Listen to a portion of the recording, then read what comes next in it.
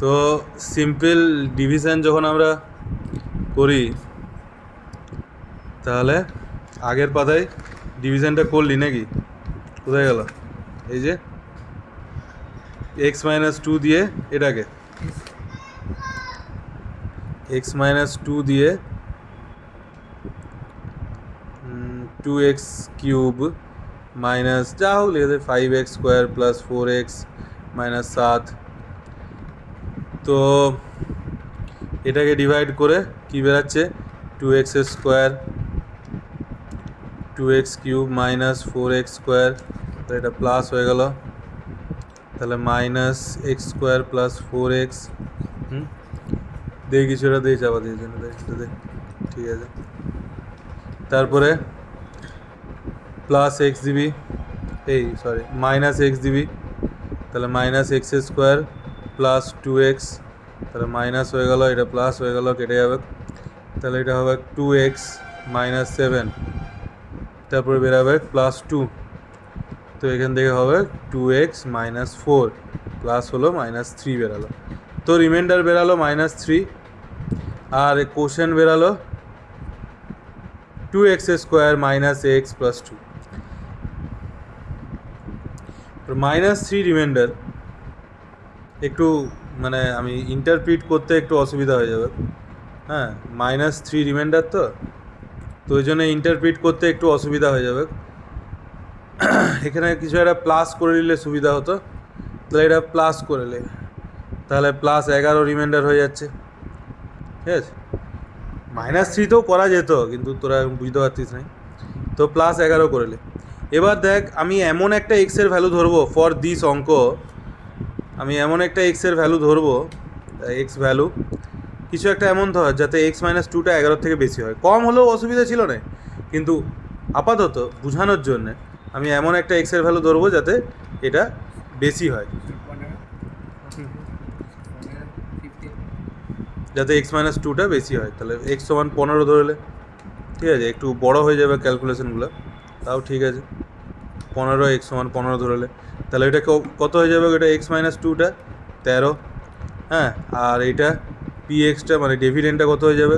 2 × 15³ minus 5 × 15² plus 4 × 15 plus 7, তাহলে 15³ কত? 15² 225, আবার ইন্টু 15, 225 × 5 1125 × 3 3375, তাহলে 2 × 3375 মানে 67 150, মানে 75 ডবল 150 আর 66 150, 66,150। এরপর 15² 225 × 5 1125, 1125, ঠিক করলাম তো এটা? তাহলে 3 গুণ হবে 3375, ঠিক আছে, প্লাস 60 প্লাস 7, তাহলে এটা হয়ে গেল 60 68 10 68 17 মাইনাস 1125, তাহলে 2 আর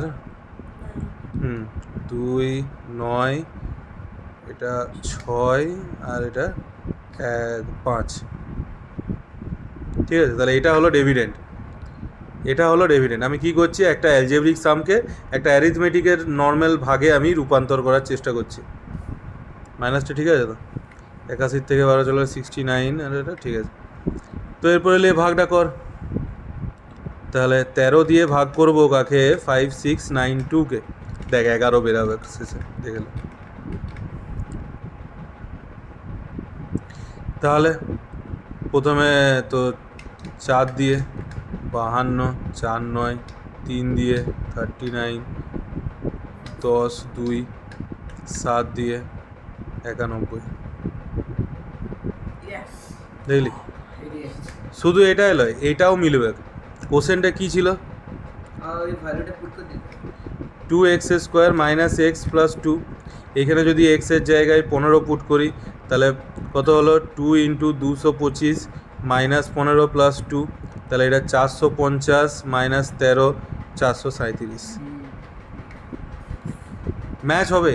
তাহলে আমরা এটা দিয়ে এটা প্রুফ করতে পারলাম যে আমি যে এক্স এর ভ্যালু যে কোনো কিছু দিতে পারি, it will turn into A normal arithmetic division. তাহলে এক্সের ভ্যালু যে কোনো কিছু পুট করা যাবে, কিন্তু হ্যাঁ সব জায়গায় সেই ভ্যালুটাই পুট করতে হবে।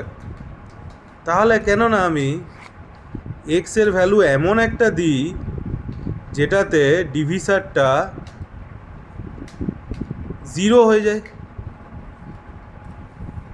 এক্সের ভ্যালু এমন একটা দিই যেটাতে ডিভিসারটা 0 হয়ে যায়। হ্যাঁ, যদি ডিভিসারটা 0 হয়ে যায় আর এইখানে কি হবে, এক্সের ওই ভ্যালুটা পুট করছি যখন ডিভিসারে, তখন ডেভিডেন্টে এইখানে ওখানে এখানে ওখানে সব জায়গায় ওই ভ্যালুটাই পুট করতে হবে। তাহলে ওই ভ্যালুটাই পুট কর ওইটাতেও, পি এক্সটাতেও পুট করলি, এইখানে যাই আসুক দেখার দরকার নেই। 0 into anything gives you 0, 0 into anything gives you 0। তাহলে 0 এরপর মাইনাস করলেও রিমাইন্ডারে কী বেরাবে, ওইটাই বেরাবে। তাহলে এটাই হয়ে গেল রিমাইন্ডার। তাহলে দেখলি যেই ভ্যালুটার জন্যে ডিভিসারওয়ালা ইকুয়েশনটা 0 দেয়, সেই ভ্যালুটাই যদি আমি ডেভিডেন্টে পুট করি সেটাই রিমাইন্ডারে নেমে যায়, কারণ এটা 0 হয়ে যাচ্ছে। 0 ইন্টু এনিথিং 0, আর 0 মাইনাস হলে ওইটাই নেমে যাবে। তার জন্যে আমরা যেই ভ্যালুটাতে E0 হচ্ছে সেই ভ্যালুটাই যদি এইখানে পুট করি, যেটা দেয় সেটাই রিমাইন্ডার হয়। ওই ভ্যালুটাতে যদি ডিভিসারটা 0 হয়, সেটাই যদি এখানে পুট করি রিমাইন্ডার হয়। তাহলে এটাই তো রিমাইন্ডার থিওরাম। এর 0 দ্য পলিনোমিয়ালটা যে একে 0 করতে পারে সেই ভ্যালুটা এখানে বসালে যা হবে সেটাই রিমাইন্ডারে নামবে। এটাই তো রিমাইন্ডার থিওরাম। এটাই হচ্ছে এর প্রুফ। 3 বছর ধরে করব করে রেকর্ড করা হয় নাই, এই রেকর্ড করা হলো।